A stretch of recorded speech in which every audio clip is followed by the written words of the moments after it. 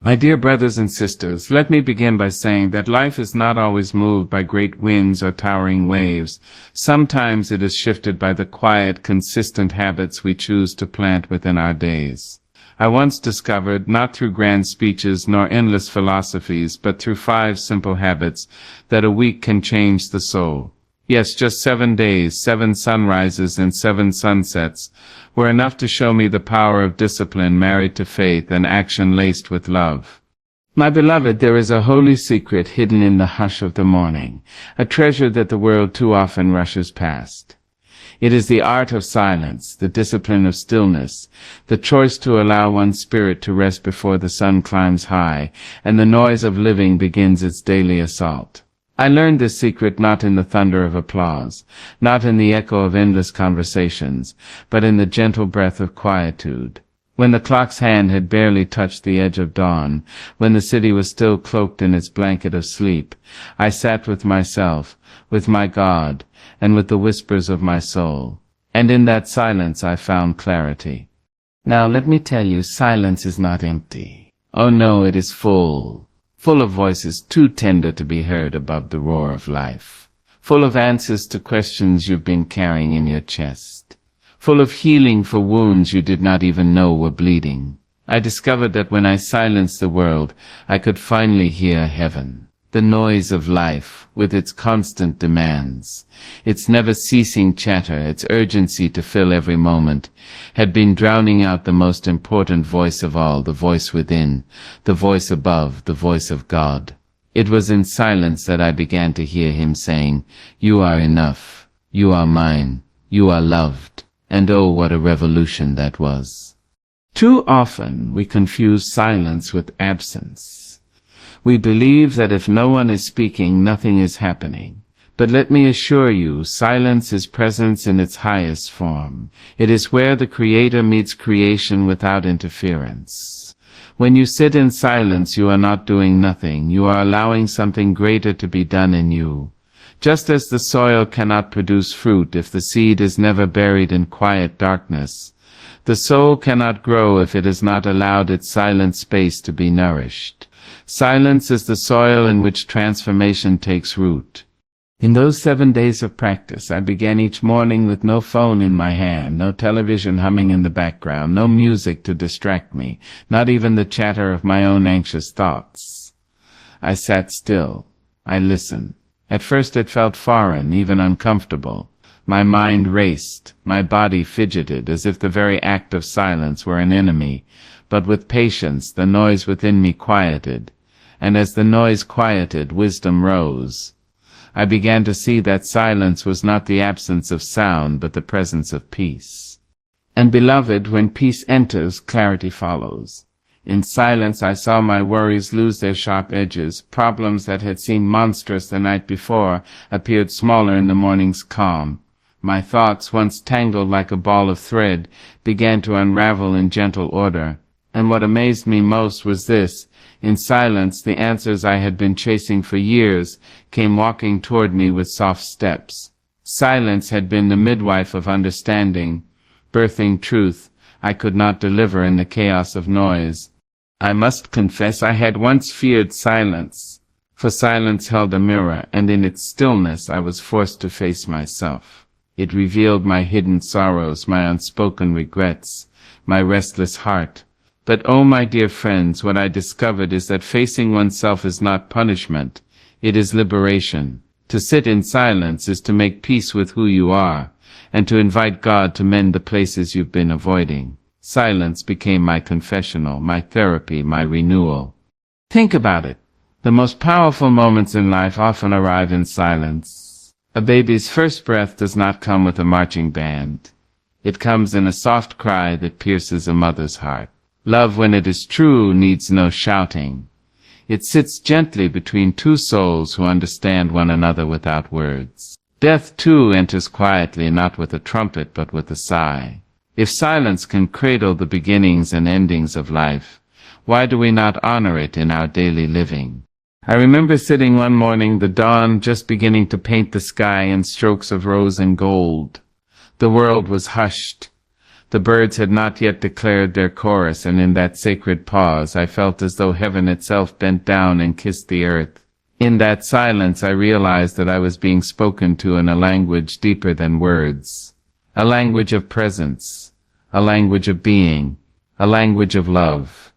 And let me share this. Silence is not just about hearing God, it is about hearing yourself. In that stillness, I rediscovered my own dreams, long buried beneath the rubble of busyness. I remembered passions I had forgotten, wounds I had ignored, and strengths I had underestimated. Silence introduced me to myself again, not the self that performs for the world, but the self that God created in truth. When I practiced silence, my relationships deepened too. I found myself listening more intently to others, no longer rushing to fill every pause with words. I learned that silence between friends is not emptiness, it is comfort. Silence between lovers is not distance, it is intimacy. Silence between me and my God is not abandonment, it is union. My dear ones, if you want to transform your life in 7 days, begin with silence. Not the silence of neglect or avoidance, but the silence of intention. Wake each morning and give yourself the gift of 5 minutes, then 10, then 20, where the world cannot touch you. Close the door, turn off the noise, and sit with yourself and your Maker. Do not demand, do not beg, simply listen. For the God who carved rivers into stone, who painted galaxies into the night, who breathed life into dust, is still speaking. And often he speaks in whispers that can only be heard in the quiet. In those 7 days, silence did more for me than 1,000 conversations ever could. It reset my spirit, refreshed my mind, and rekindled my faith. It taught me that silence is not an escape, it is an encounter. An encounter with truth, with peace, with God Himself. And if you dare to practice it, my friend, you will find yourself changed, not in years, but in days. So when the world tells you to rush, to fill every second with sound and distraction, remember this: sometimes the most revolutionary act is to be still. Sometimes the loudest prayer is silence. Sometimes the greatest growth is born in quiet. And sometimes, just sometimes, your breakthrough waits, not in the storm, but in the calm. Gratitude, my dear ones, is the song the soul sings when it finally remembers how blessed it already is. It is not the grand gestures, not the overflowing bank accounts, not the triumphs that the world parades before us. No, gratitude lives in the ordinary. It hides in the quiet blessing of breath that fills our lungs without our asking, in the steady rhythm of a heart that beats faithfully within our chest, in the sun that rises every morning though we did nothing to deserve it. Gratitude is the art of seeing what has always been there, and in 7 days of practicing it, my life began to glow with a light I did not know was waiting within me. I made a simple choice. Each morning I wrote down 3 blessings. At first they were obvious: the roof above me, the food on my table, the health of my body. But as the days passed, my eyes opened wider. I began to notice the small miracles, the way a neighbor smiled and waved, the way the breeze carried the scent of rain, the way my child's laughter filled the room with joy. Gratitude sharpened my vision until the world, which once appeared ordinary, shone with extraordinary grace. I realized then that gratitude is not about counting possessions. It is about recognizing provision. It is not about measuring wealth. It is about seeing abundance in what you already have. Do not underestimate the power of this habit. Gratitude does not change the circumstances around you. It changes you within the circumstances. A grateful heart is like fertile soil, rich enough to grow joy even in the harshest seasons. When storms came, and they surely did, gratitude became my umbrella. It did not stop the rain, but it kept me from drowning in complaint. Gratitude whispered, "Look again, even here, even now, God has not abandoned you." And suddenly what seemed unbearable became bearable, not because the weight had lifted, but because my spirit had grown stronger beneath it. There was a morning when I woke with heaviness, my heart tied with knots of worry. Bills on the table, dreams deferred, disappointments echoing from the past. Yet, as was my new ritual, I picked up my pen and wrote down 3 blessings. The first was the breath in my lungs. The second was the lesson in yesterday's struggle. The third was the possibility of today's sunrise. And as I wrote, something shifted. My troubles had not disappeared, but my vision had. Gratitude reframed the picture. What was once only lack began to reveal itself as preparation. What was once pain began to show itself as teaching. Gratitude took me by the hand and led me from despair to hope. Let me tell you this. Gratitude and bitterness cannot live in the same house. One must evict the other. When you practice gratitude, you are choosing joy over envy, peace over anger, hope over despair. A grateful heart has no room for comparison, because it is too busy rejoicing in what it already holds. And when envy tried to creep into my spirit, gratitude stood at the door like a guard, saying, "Not here, not today." In 7 days I found my spirit lighter, my smile easier, and my laughter freer, all because I had chosen to notice what I once ignored. Gratitude also drew me closer to people. I began to say thank you more often, not only to God but to those around me. Thank you to the friend who called when I was low. Thank you to the stranger who held the door. Thank you to the mother who prayed for me in silence. And what a wonder I discovered. Gratitude multiplies when it is spoken aloud. The more I gave thanks, the more blessings appeared. It was as though gratitude polished the mirror of my life until it reflected goodness back at me. And beloved, gratitude is a holy act. When we whisper, "Thank you, Lord," we are acknowledging that nothing we have is ours by right but by grace. Gratitude is the language of humility. It bows its head and says, "I did not earn this, but I receive it." And in that humility, doors open. For a grateful heart attracts more of heaven's favor, just as dry earth welcomes rain. When I lifted my hands in thanksgiving, I found blessings pouring in, not always in riches, but in peace, in strength, in courage, in opportunities I had never imagined. There were moments, too, when I struggled to find anything to be grateful for. Days when sorrow overshadowed joy, when loss cut deep. But even then, gratitude whispered, "Look closer." And I found that even in grief I could be grateful for the love I once held. Even in loneliness I could be grateful for the lessons solitude taught me. Even in failure I could be grateful for the strength to try again. Gratitude does not deny pain, it redeems it. It does not erase hardship, it transforms it. And I tell you this truth, gratitude is contagious. When you live with a grateful spirit, others around you cannot help but catch it. They see your joy, your resilience, your peace, and they ask, "What is your secret?" And you smile and say, "I count my blessings." Gratitude becomes a light in dark places, a testimony that shines brighter than any sermon. For it is one thing to say God is good, and it is another to show it by living with thanksgiving in your heart. Each night as I lay my head down, I repeated the practice. I looked back over my day, not for what had gone wrong, but for what had gone right. And in doing so, I found myself sleeping lighter, dreaming sweeter. Worry lost its grip because gratitude had already claimed the last word of my day. And when morning came, I woke not in dread but in expectation, for gratitude had trained my eyes to search for blessings yet unseen. 7 days, my friends. That was all it took for gratitude to rearrange the furniture of my soul. It moved despair out of the center and placed joy in its seat. It lifted worry from the floor and set peace upon the table. It swept out bitterness and replaced it with hope. Gratitude redecorated my heart until it looked more like a sanctuary than a prison.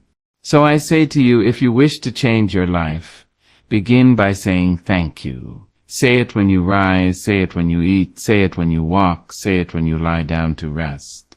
Write it, sing it, whisper it, live it. For gratitude is not just a habit, it is a way of seeing. And when you learn to see with grateful eyes, you will discover that life itself is a gift too grand to ever take for granted. Movement, my beloved, is not merely the bending of the body or the flexing of muscle. It is the honoring of the sacred vessel that carries your soul through this world. Too long did I treat this body as if it were a burden, as if it were simply a shell to drag from one task to the next. But when I began to move with intention, when I began to stretch these arms, to strengthen these legs, to let my breath rise and fall in rhythm with life itself, I discovered something profound. Movement was not punishment. It was worship. It was gratitude made visible. It was a declaration that I valued this gift God had given me, this temple of flesh and bone, and I would treat it as holy. The first day I rose early to move, my body groaned, my limbs resisted, my back argued, my mind whispered excuses, stay in bed, rest a little longer. You are too tired. But I silenced those voices with a firm truth. Tiredness is not cured by more sleep alone. It is healed by the renewal of energy, and energy is birthed through movement. So I stepped out into the cool morning air and walked. Just walked. And with every step I felt the weight of yesterday loosen its grip. My thoughts, once cluttered, found order in the rhythm of my footsteps. My worries, once heavy, grew lighter with the pace of my breathing. Movement, I realized, was medicine not just for the body but for the mind and spirit. In those 7 days I treated exercise not as a chore but as communion. Each stretch of my arms was a reaching toward heaven.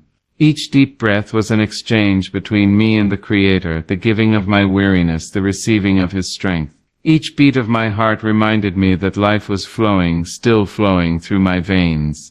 And when sweat fell from my brow, I saw it not as suffering, but as the body's song of release, letting go of toxins, of tension, of yesterday's sorrow. Movement became my prayer, one that did not need words. Too many of us wait until sickness comes knocking before we honor the body. Too many of us think care for the body is vanity, when in truth it is stewardship. For what good is it to pray for long life if you do not nurture the vessel meant to carry you through it? What good is it to dream of serving others if your body cannot carry you to them? What good is it to hope for joy if your body, tired and aching, pulls your spirit down with it? In those 7 days I discovered that movement is not selfish, it is necessary. When you care for your body, you are not only blessing yourself, you are blessing everyone who depends on you. And all my dear friends, movement has memory. When I stretched my arms wide, I thought of my ancestors who bent their backs in fields but never let their spirits break. When I lifted my chin, I felt the dignity of those who walked tall even when the world tried to bow their heads. Movement connected me not only to myself but to the lineage that birthed me. It whispered that I carry within me the resilience of those who came before, and each step forward was a tribute to their endurance. The beauty of movement is that it requires no wealth, no fancy equipment, no perfect setting. It asks only for your willingness. You can move in a grand gym or on the narrow path behind your home. You can dance in your living room, sway in your kitchen, stretch beneath the open sky. The body does not ask for perfection, it asks for participation. And every time you choose to move, no matter how small the effort, you are saying yes to life. By the 3rd day, I noticed my spirit rising with my body. My energy carried me into the day with strength I had not known before. My focus sharpened, my mood brightened, my laughter came more easily. Movement had tuned my body like an instrument, and suddenly my whole being was in harmony.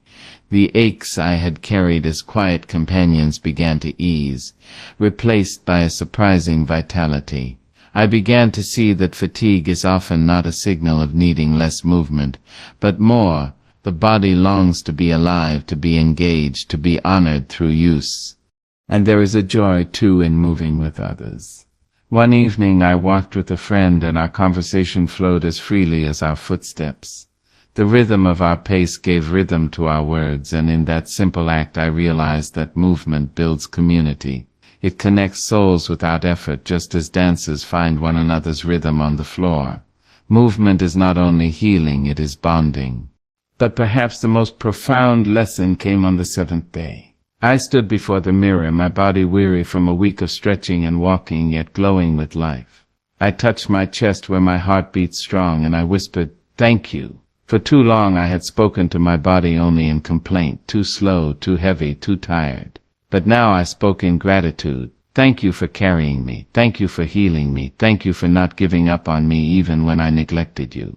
and I realized that movement had not only strengthened my body, it had reconciled me with it. Where once there was disdain, there was now love. Where once there was neglect, there was now care. Movement had restored not only health but harmony. So I say to you, my dear ones, do not wait another day. Rise, even if only for a few steps. Stretch, even if only for a few minutes. Dance, even if no music is playing. For movement is a gift, and every time you use it, you unwrap another layer of life's abundance. Do not despise small beginnings. A short walk today may become a habit tomorrow, and that habit may carry you into strength you never imagined. In 7 days, movement reminded me that my body is not my enemy, it is my ally. It is the temple in which my spirit sings, the vessel through which I love, serve, and live. To move is to honor God, to thank Him for the breath that fills me, the bones that hold me, the muscles that carry me. And when I move, I am reminded that I am alive, and being alive is itself a miracle worth celebrating every single day. Kindness, my beloved, is a quiet force that moves like wind through the trees, gentle, unseen, yet powerful enough to shift the direction of a soul. It does not need applause, it does not ask for recognition, it does not wait for the perfect moment to perform its work. Kindness is the language of heaven spoken through human lips, the outstretched hand of God reaching into another's day. When I made kindness a deliberate habit for 7 days, my eyes opened to a truth I had long overlooked. Kindness does not only bless the one who receives it, it transforms the one who gives it. The first day I chose something simple. I smiled at a stranger in the marketplace, not a polite, fleeting curve of the lips, but a smile that said, "I see you. You are not invisible." And the way that stranger's face lit up, the way the corners of their eyes softened, told me that smile had carried weight. It was then I understood kindness need not be grand to be holy. A word of encouragement, a door held open, a patient ear, these small acts ripple far beyond the moment, echoing into hearts we may never fully know. On the second day, I picked up the phone to call a friend I had not spoken to in too long. My intention was simple: to listen. I did not rush to offer advice. I did not hurry to fill silence with words. I just listened. And in the listening, I gave a gift rarer than gold, the gift of presence. For kindness is often not in what we give, but in the way we make space for another soul to breathe. When that friend wept softly on the other end of the line, I realized that kindness is not always about solving, but about standing beside. The third day taught me a harder lesson. Kindness is not selective. It cannot only be offered to those who are easy to love, those who agree with us, those who treat us well. No, true kindness is tested when it must be extended toward the difficult, the cold, even the unkind. I crossed paths with someone who had spoken harsh words about me in the past. My instinct was to turn away, but instead I met their gaze, nodded, and wished them peace. That act did not change them, but it changed me. For kindness, I learned, is not about control, it is about freedom. It frees us from bitterness, from the chains of vengeance, from the heaviness of holding grudges. By the fourth day, kindness had become more than an action, it was becoming a way of seeing. I noticed the tired cashier whose smile was forced, and I told her, "I appreciate you." I noticed the child who lingered quietly at the edge of the playground, and I beckoned him into the game. I noticed the elder walking slowly across the street, and I slowed my own pace to match his. Kindness sharpened my vision, made me attentive to needs I had overlooked. It was as if practicing kindness cleared the fog from my eyes, and suddenly the world was filled with opportunities to bless. And my dear ones, kindness is contagious. On the 5th day, I held the elevator for a woman rushing with her hands full. She smiled in relief and thanked me. Moments later, I watched her bend down to pick up something another had dropped. And so the chain continued. A single act multiplied into another and then another. Kindness has a way of reproducing itself, of spreading without end. It is like a seed scattered on the wind. You never know where it will land, but it will surely grow. The 6th day brought me face to face with an even deeper truth. Kindness is not only outward, it must also be inward. Too often we are generous to others, but cruel to ourselves. We speak words of encouragement to strangers, yet whisper words of criticism to our own souls. So on that 6th day I practiced kindness toward myself. I looked in the mirror and said, "You are worthy. You are enough." I allowed myself to rest without guilt, to forgive my past without chains, to celebrate my small victories without shame. And in doing so, I felt a new freedom rise in me. For how can we pour kindness into others if our own cup runs dry? To be kind to oneself is not selfish. It is preparation to be kind to the world. By the seventh day, kindness had become not just a habit but a rhythm in my spirit. It was no longer about choosing a single act to perform. It had woven itself into the fabric of my being. I found myself kinder in thought, kinder in speech, kinder in action. And I realized something profound. Kindness is not a performance, it is an identity. It is not something we do, it is something we become. Beloved, let me remind you, kindness does not always look the same. Sometimes it is soft, like a gentle word. Sometimes it is strong, like standing up for someone who has no voice. Sometimes it is sacrificial, like giving when you yourself have little. And sometimes it is quiet, like holding your tongue when anger tempts you to lash out. In all its forms, kindness is divine, for it reflects the very heart of God. And hear me when I say this, kindness is never wasted. You may feel that your effort was overlooked, that your words were unheard, that your gesture was forgotten. But kindness plants seeds unseen, and those seeds bloom in seasons you may never witness. A child who receives kindness grows into an adult who offers it. A stranger uplifted by kindness carries it into their own family. A single act of kindness today may heal a wound generations from now. In 7 days of choosing kindness, I discovered that the world does not need more wealth, more power, more brilliance. It needs more hearts willing to be kind. And that is within all of our reach. You may not be able to change the whole world, but you can change the world of one person. And sometimes that is enough. So I urge you, begin with something small. Write a note. Offer a smile. Speak gently where harshness might be easier. Forgive when revenge seems justified. Rest when you are weary. And let that rest be an act of kindness to yourself. For when you practice kindness, you align yourself with the greatest truth, that love is the highest calling of humanity. 7 days was all it took for kindness to reshape me. 7 days to realize that kindness is not weakness but strength. 7 days to learn that kindness is not extra but essential. And I promise you this, if you choose kindness as a daily practice, not only will you change the lives around you, but you will find your own life lifted into a gentler, holier light. Focus, my dear ones, is the art of directing your soul toward purpose, of narrowing the beam of your attention until it shines like a torch against the shadows of distraction. In a world that screams for our time, that scatters our energy into fragments, that demands we stretch ourselves in 1,000 directions at once, focus is the quiet rebellion that says, "No, I will not be pulled apart. I will center myself on what matters, and I will not be moved." When I chose focus as a habit for 7 days, I learned that it is not simply about productivity, it is about power. It is about reclaiming the strength of a mind and heart united in purpose. On the first morning, I wrote down 3 things I would give my attention to and 3 things I would release. For too long, I had carried the weight of both what mattered and what did not, all tangled together. But focus is a gardener, cutting away weeds so that fruit may grow. As I made my list, I felt a new clarity take root. I no longer owed my energy to every passing distraction, every whisper of worry, every demand placed on me by others. My energy was mine to direct, and I would offer it as an offering to what truly mattered. Focus taught me something powerful. Not everything deserves your attention. Some battles are not yours to fight. Some storms are not meant for you to stand in.